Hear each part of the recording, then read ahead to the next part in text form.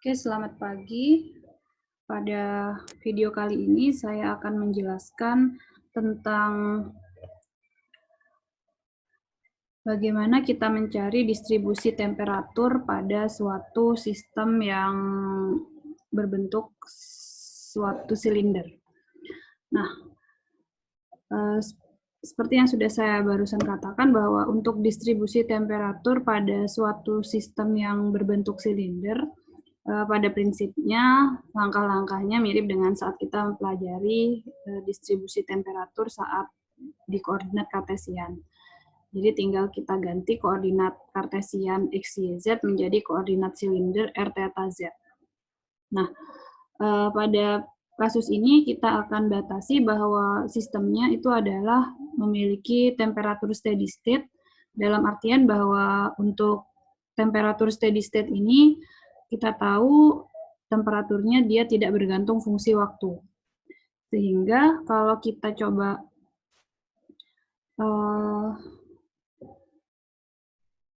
ingat kembali apa yang sudah kita bahas di pertemuan sebelumnya, saat sistemnya itu adalah dia memiliki steady state temperatur, maka kita bisa gunakan persamaan Laplace.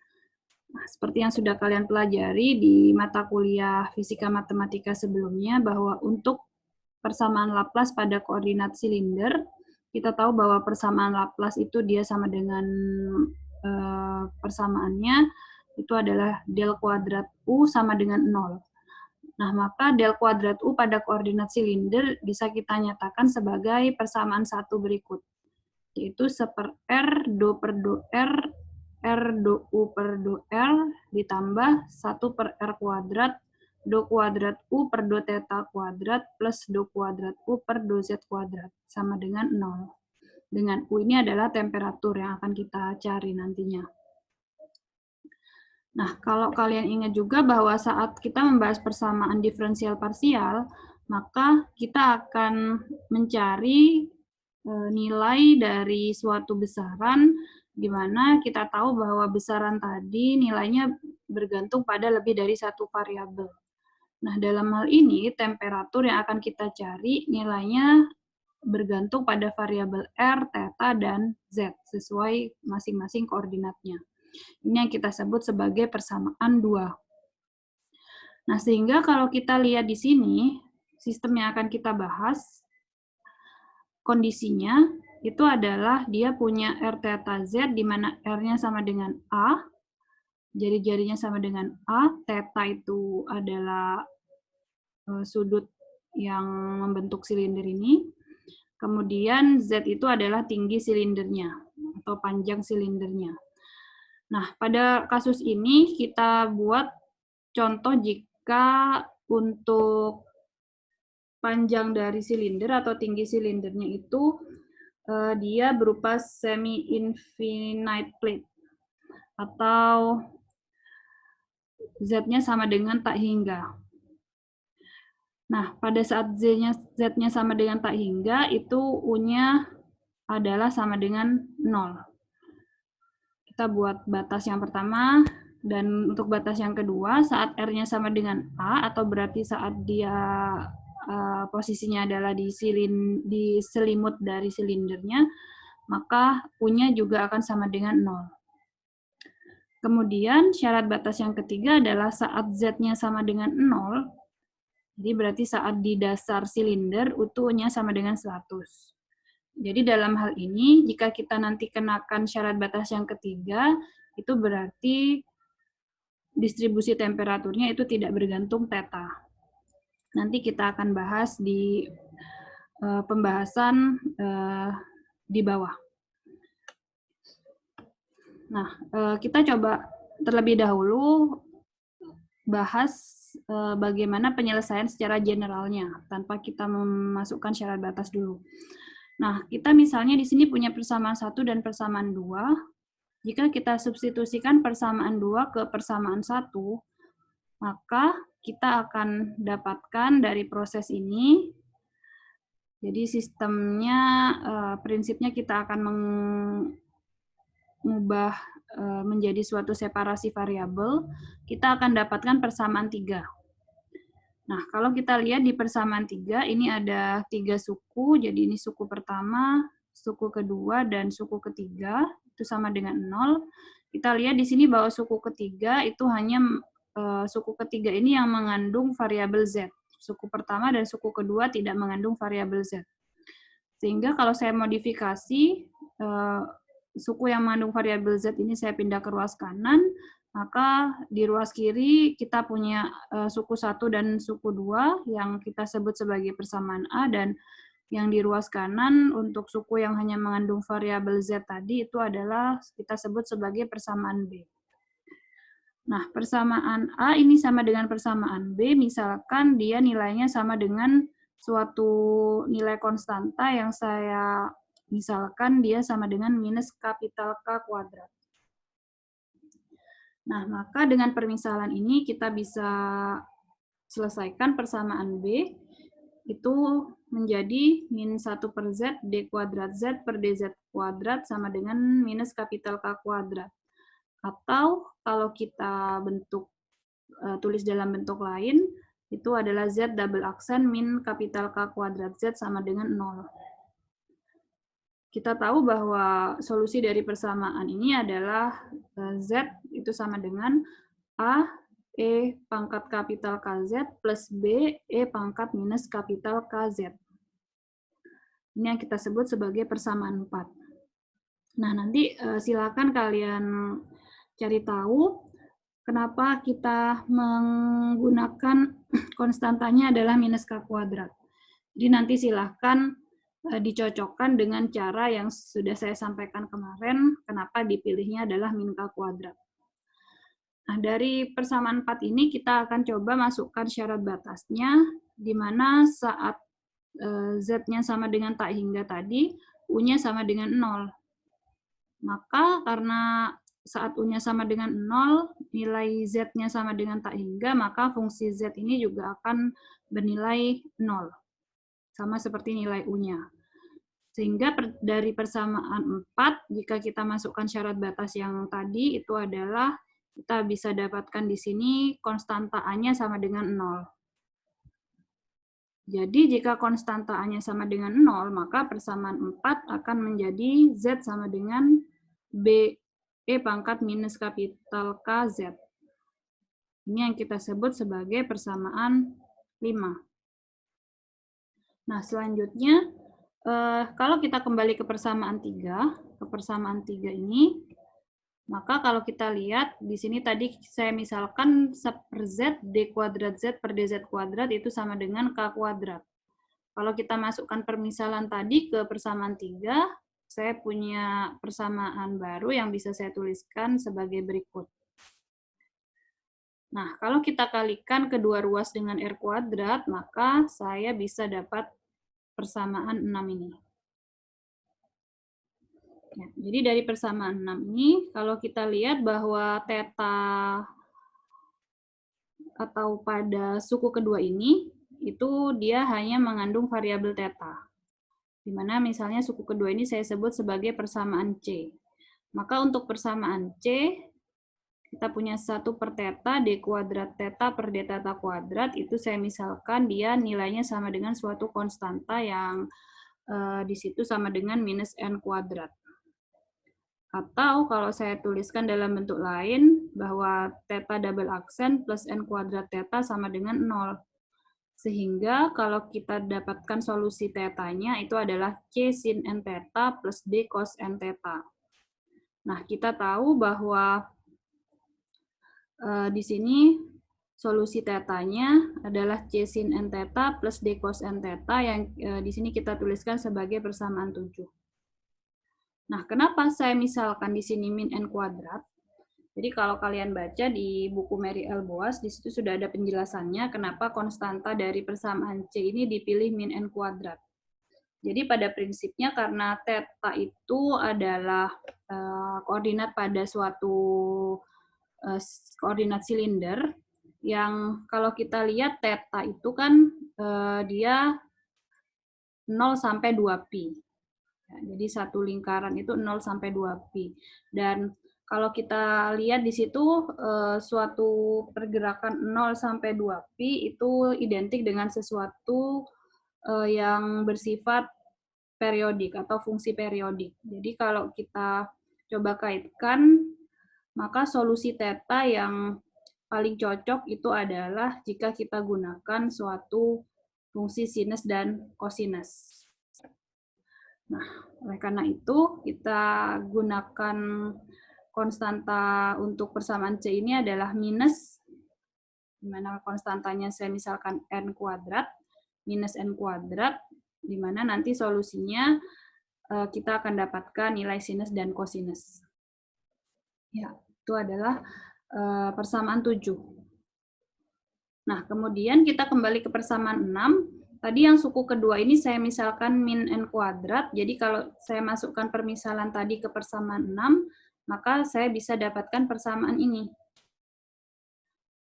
Kemudian kalau saya kalikan kedua ruas dengan R besar, maka saya akan dapatkan persamaan 8.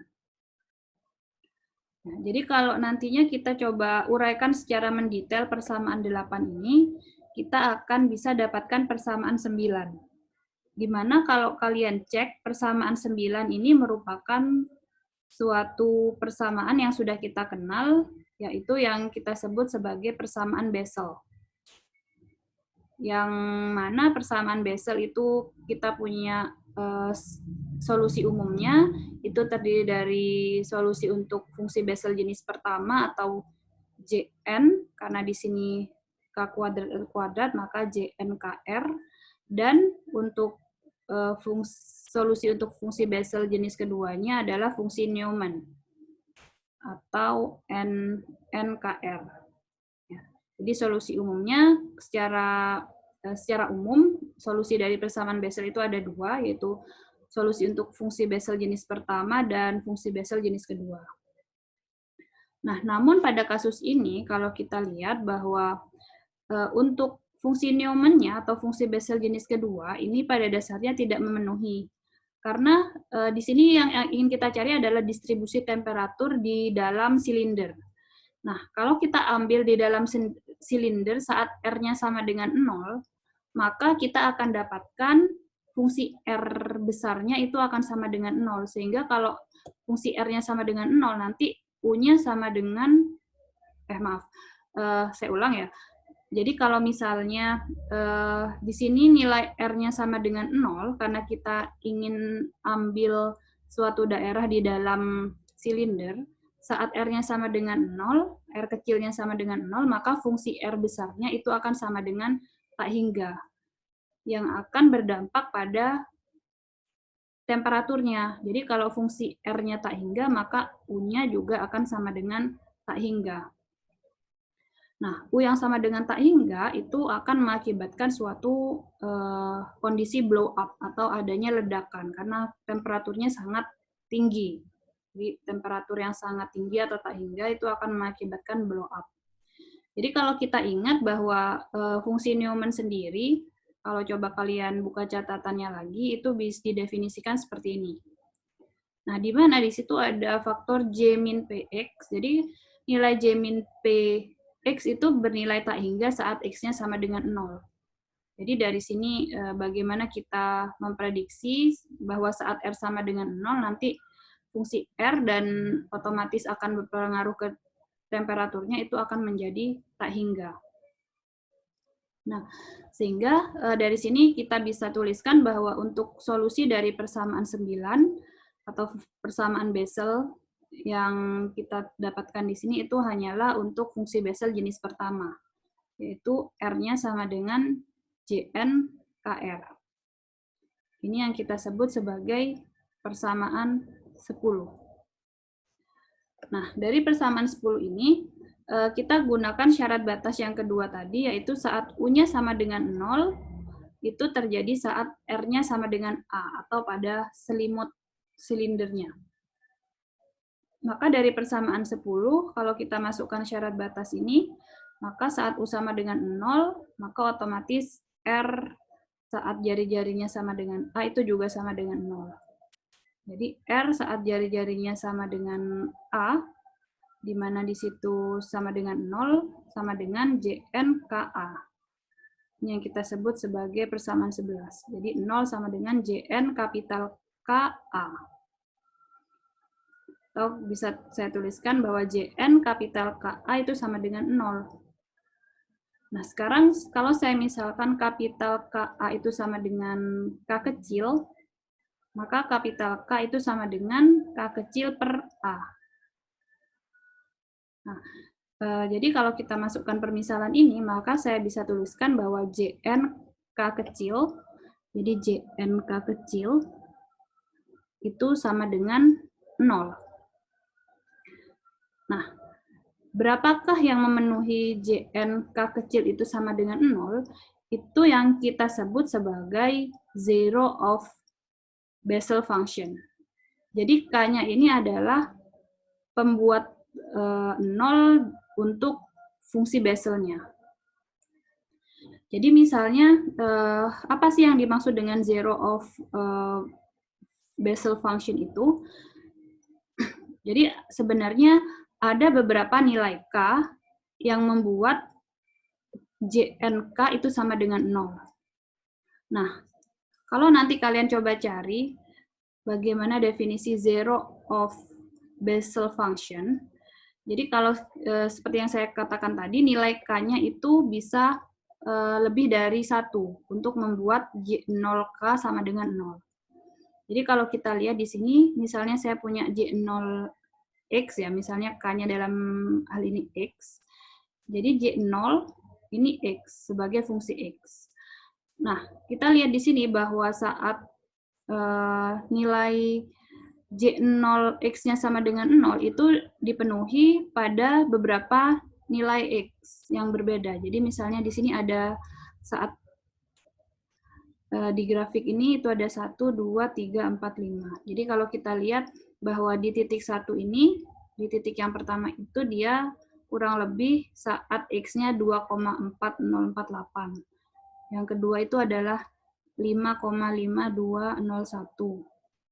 Kemudian yang ketiga 8,6537 dan seterusnya. Itu adalah untuk J0X. Berarti di sini saat N-nya sama dengan 0. Kalau J1X pun juga demikian. Jadi ada beberapa nilai X yang membuat persamaan Bessel itu bernilai 0. Nah, oke, sehingga dari situ kita bisa tuliskan bahwa Jn K kecil itu sama dengan 0. Di mana K kecil itu adalah pembuat 0 dari fungsi Besselnya. Nah, maka dari sini persamaan 10 ini bisa kita tulis bahwa dari syarat batas ini nilai atau fungsi R-nya itu adalah Jn, K besarnya adalah K kecil per RA. Di mana K kecilnya itu adalah zero of Bessel function. Jadi nilai K yang membuat fungsi Besselnya sama dengan 0. Dan di situ ada beberapa nilai K yang memenuhi. Oke, itu yang persamaan 12. Kita sebut ini sebagai persamaan 12. Nah, maka masing-masing fungsi kita sudah dapatkan solusinya, yaitu solusi umum U-nya tadi dari persamaan 5, 7, dan 10 kita bisa tuliskan pada persamaan 13 ini. Ya. Oke, nah tadi kita sudah gunakan syarat batas yang pertama dan juga syarat batas yang kedua. Pada syarat batas yang pertama, pada syarat batas yang pertama tadi sudah kita gunakan bahwa saat U-nya sama dengan 0 itu terjadi di Z sama dengan tak hingga. Nah, selanjutnya adalah saat U-nya sama dengan 0 itu terjadi saat R-nya sama dengan A. Nah, syarat batas ketiga yang belum kita gunakan itu adalah yang ketiga tadi saat Z-nya sama dengan 0, U-nya sama dengan 100. Nah, pada kondisi ini itu berarti di sini kita mengabaikan atau berarti distribusi temperaturnya itu tidak berpengaruh pada fungsi theta.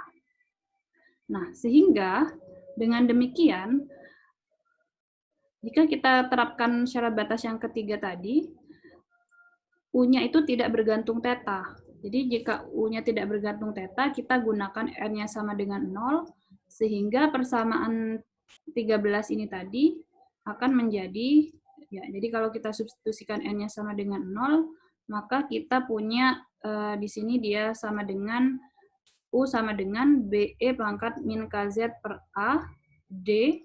Jadi kalau N-nya sama dengan 0, berarti JN ini menjadi J0. J0 KA per R. Nah, kita harus buat definisi baru di sini. Karena pada kasus untuk koefisien K itu adalah pembuat 0 dari fungsi Bessel Jn. Nah, karena di sini kita sudah spesifikkan N-nya sama dengan 0, maka kita buat definisi K yang baru. Jadi misalnya K-nya akan menjadi Km. Jadi Km di sini adalah 0 of J0. Ya, karena N-nya tadi sama dengan 0. Ya, jadi Km itu adalah pembuat 0 dari fungsi Bessel J0. Maka kita bisa tuliskan U-nya sama dengan BD, kemudian E pangkat minus KM, karena K-nya menjadi KM, Z per A J0 KM A per R. Ini yang kita sebut sebagai persamaan 14. Nah, agar semua nilai M memenuhi, karena di sini ada variabel M-nya, karena ada nilai M-nya, agar semua nilai M memenuhi, maka persamaan 14 ini kita bisa tuliskan menjadi U sama dengan sigma, ini adalah konstanta misalnya, jadi konstanta Cm, E pangkat min KMZ per A, J0 KMA per R. Nah, dari sini kita tuliskan syarat batas yang ketiga tadi, yaitu saat U-nya sama dengan 100, itu terjadi saat Z-nya sama dengan 0. Nah, maka persamaan yang 15 ini kita bisa tuliskan bahwa 100 sama dengan sigma M sama dengan 1 sampai tak hingga Cm, kemudian 1 J0 Km per R A.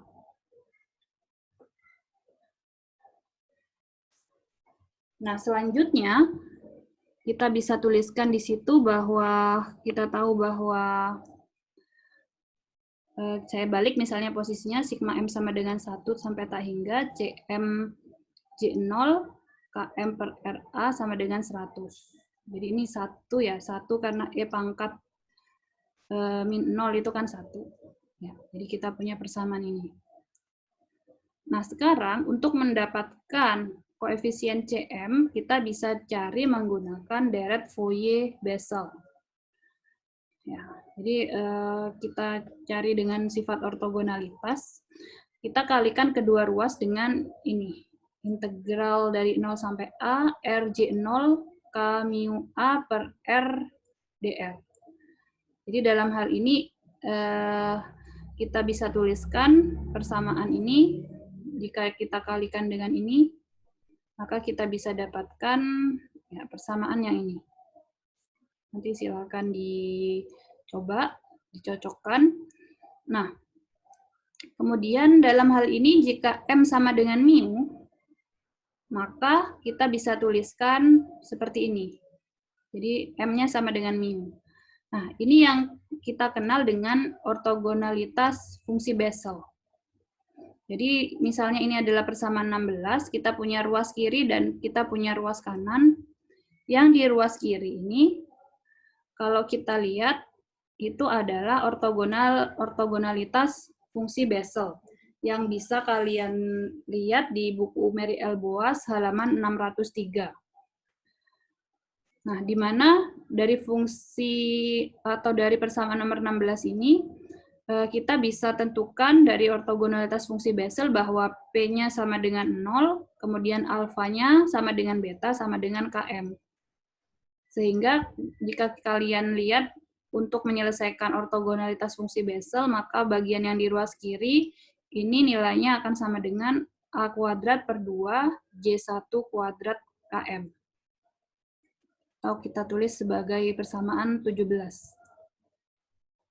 Sedangkan pada ruas yang kanan, yang ini, cara kita menyelesaikan integralnya itu adalah kalian ingat saat kita belajar rekursi fungsi Bessel. Jadi rekursi fungsi Bessel yang ini, di mana integral x pangkat n jn min 1 x dx itu sama dengan x pangkat n jn x. Maka pada persamaan 16 yang di ruas kanan ini, kalau kalian nanti terapkan rekursi fungsi Bessel yang sudah saya tuliskan ini, maka yang persamaan ruas kanan itu kita bisa dapatkan hasilnya seperti pada persamaan 18. Ya, jadi di ruas kiri kita punya hasilnya di persamaan 17 ini, di ruas kanan kita punya hasilnya di persamaan 18. Jadi kalau kita masukkan ke persamaan 16 untuk ruas kiri dan ruas kanannya, kita bisa dapatkan bahwa karena mu sama dengan m ya, jadi terserah bisa ditulis m atau mu, jadi cm itu bisa kita cari, jadi cm-nya kali tadi yang hasil persamaan 17 sama dengan hasil yang persamaan 18. Sehingga kita bisa dapatkan cm-nya adalah 200 per km J1 km. Nah, selanjutnya kita bisa masukkan koefisien cm yang sudah kita dapat ke persamaan 15. Persamaan 15 yang ini tadi. Ya, nilai cm-nya. Yang ini. Sehingga dari persamaan 15 itu kita bisa dapatkan bahwa untuk distribusi temperaturnya itu akan memenuhi persamaan ini 19 ya, karena 18 sudah di atas. Ini adalah persamaan 19. Ya. Oke, jadi itu yang bisa kita dapatkan dari steady state temperatur pada silinder jika tetanya kita abaikan. Nah, kemudian sekarang untuk kasus yang jika tetanya kita perhitungkan, tadi 20, 21, karena yang terakhir tadi 19 ya, saya salah tulis. 21, yang ini 21.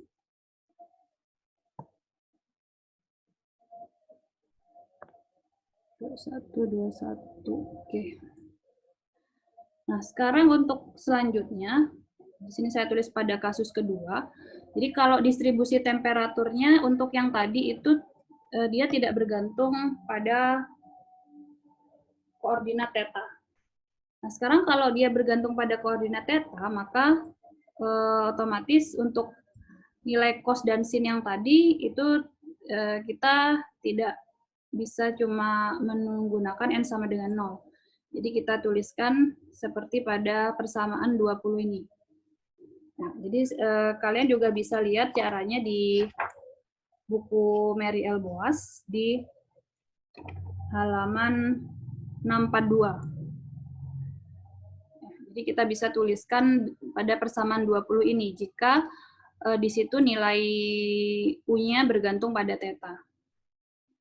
Nah, secara batasnya, kalau tadi saat tetanya diabaikan, Z-nya sama dengan 0, maka U-nya 100. Maka sekarang saat tetanya diperhitungkan, maka di situ saat Z-nya sama dengan 0, U-nya itu bergantung pada fungsi R dan theta. Jadi kita bisa tuliskan pada persamaan 20, itu menjadi persamaan 21 kalau kita masukkan syarat batasnya. Nah, di sini kita harus mencari bagaimana koefisien AMN dan BMN. Nah, koefisien AMN itu kita bisa cari dengan deret Fourier-Bessel dengan mengalihkan persamaan 21 ini dengan ya persamaan ini di kedua ruas.